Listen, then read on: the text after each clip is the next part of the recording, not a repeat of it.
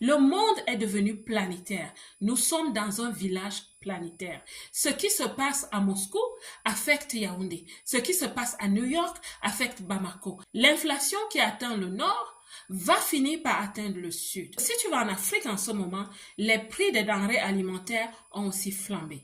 Tu serais donc en train de faire la même erreur que plusieurs d'entre nous avons faite quand on venait en Occident, c'est-à-dire en aventure et impréparé. Et il n'y a rien de plus désagréable que d'aller dans son pays natal impréparé. Pour terminer, la cinquième question du coach que j'ai pour toi est qui t'entoure?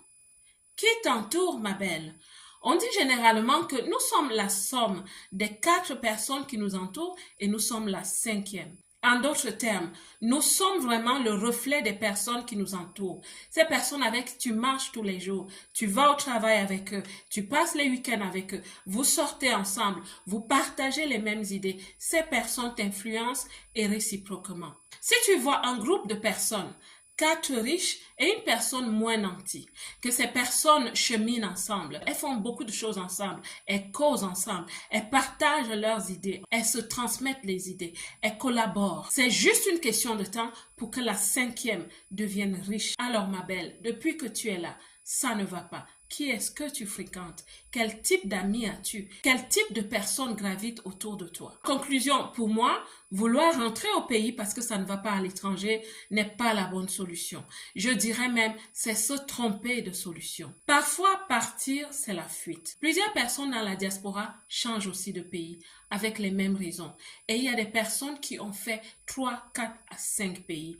Arrête-toi sur cette vidéo. Parfois dans la vie, il faut juste changer le regard qu'on a sur l'environnement, sur la vie en général et surtout sur soi-même. Savez-vous, quand ça m'était arrivé quelques années après que je débarque à l'étranger, je m'étais raisonné ainsi. Je me suis dit, il y a des gens qui réussissent.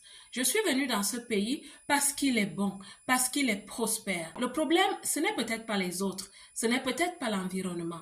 Peut-être que je dois m'arrêter et me dire, un vase brisé ne retient pas de l'eau. Et si cette terre est aride seulement pour moi, alors que les autres prospèrent, c'est qu'il faut changer quelque chose. Et cette chose, c'est pas la terre, c'est moi. C'est la semence que je suis, c'est la personne que je suis. Et quand j'ai commencé à travailler sur moi, ma vie a totalement changé, mes belles. Parfois, on essaie de gérer des projets à l'extérieur.